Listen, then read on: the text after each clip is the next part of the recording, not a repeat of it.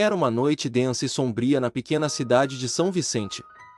O vento uivava pelas ruas desertas, enquanto as folhas secas dançavam como fantasmas ao redor das luzes fracas das lamparinas. Nessa noite, os moradores falavam sussurrando sobre uma mulher misteriosa conhecida como Dona Neide, a macumbeira da cidade. Sua casa, na periferia, era um lugar temido e evitado por todos, um local onde os segredos mais obscuros da magia e do oculto coexistiam.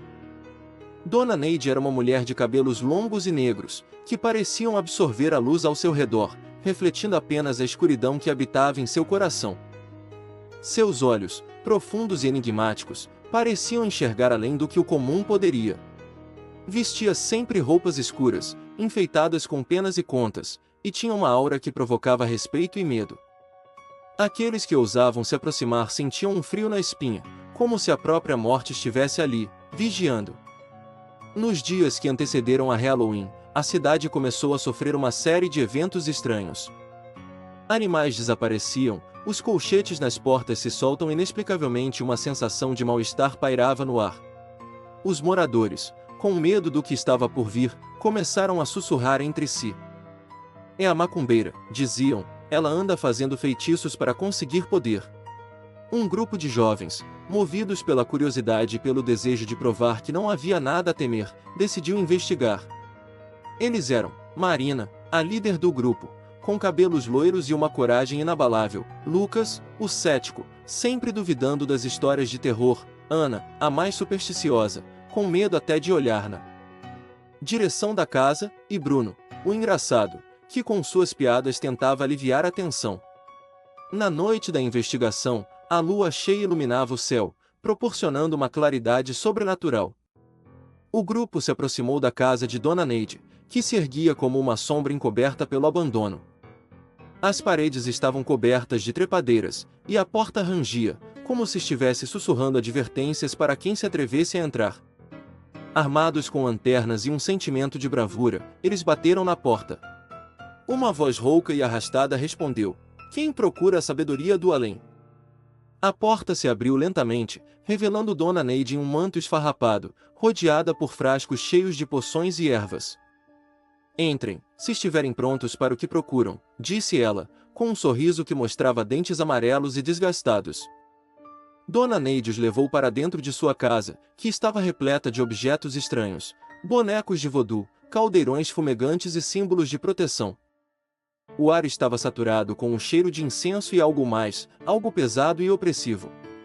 Enquanto Dona Neide preparava um feitiço, os jovens trocaram olhares incertos.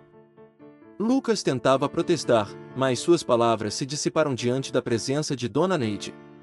"Vocês vieram em busca de poder", disse ela, sem olhar para eles. "Mas o que realmente desejam? O que estão dispostos a sacrificar?" Os jovens hesitaram. Marina, impulsionada pela bravura, respondeu: "Estamos preparados para tudo. Queremos entender a magia." Dona Neide sorriu ao ouvir isso. "Então que assim seja." Ela misturou ingredientes em um caldeirão, murmurando palavras de um idioma ancestral.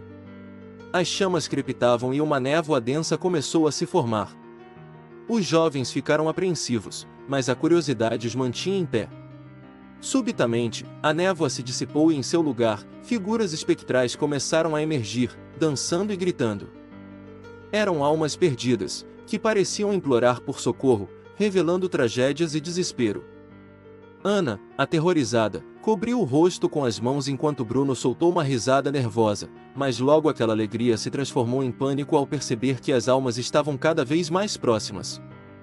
"Vejo que não estão prontos para o que desejam", disse Dona Neide, com um tom de desprezo. O grupo tentou se afastar, mas as portas se fecharam magicamente, e eles ficaram presos. As almas começaram a sussurrar verdades obscuras sobre cada um deles, revelando segredos que deveriam permanecer enterrados. Lucas começou a se sentir fraco, com medo e enquanto Marina tentava manter sua determinação. "Por favor, deixe-nos sair!" gritou Marina, mas Dona Neide apenas assistiu ao espetáculo, sua expressão era de prazer. "Aqui vocês aprenderão que magia não é brincadeira. E que o poder exige sacrifícios." A atmosfera estava carregada de desespero e medo. As almas começaram a reclamar, puxando os jovens para um destino sombrio. Foi então que Ana, em um momento de desespero, ofereceu o que tinha de mais precioso, sua memória mais feliz. Eu lhe dou minha lembrança da infância, um dia ensolarado que nunca mais poderei reaver, se você nos deixar partir. Dona Neide olhou para ela, intrigada. Uma oferta interessante. Com um movimento de mão, ela fez as almas recuarem, mas as lembranças vazias começaram a preencher o espaço. Ana chorou ao perceber que sua memória se esvaía, sendo sugada para o caldeirão. No entanto, a força que mantinha o grupo preso começou a fraquejar. Ao ver sua amiga em desespero, Marina decidiu agir. Com os olhos ardendo de determinação, ela se lançou para a frente e gritou: "Não! Não vamos nos render! Não precisamos de suas mentiras!" Com a força de sua vontade, ela quebrou o encanto. As paredes começaram a rachar e as almas a dispersar. A magia de Dona Neide foi confrontada pela força pura da amizade. Em um último ato de desespero, ela lançou uma maldição sobre eles. "Vocês deixarão este lugar, mas apenas para retornar um dia." Ao romper a barreira que os aprisionava, os jovens correram para fora da casa enquanto a escuridão tomava conta da sala e o grito da macumbeira ecoava atrás deles. Enquanto corriam, sentiram um frio percorrendo suas espinhas, como se uma sombra estivesse os perseguindo. Ao chegarem em casa, apenas Ana tinha recuperação parcial do que perderá. Os dias seguintes foram de silêncio e incerteza, mas a experiência os uniu mais do que nunca. No entanto, os rumores sobre Dona Neide se espalharam. Algumas pessoas diziam que ela estava morta, enquanto outras afirmavam que sua casa estava viva, cheia de almas atormentadas, esperando o próximo grupo de curiosos. Anos se passaram e a cidade se esqueceu da macumbeira, mas o grupo nunca a esqueceu.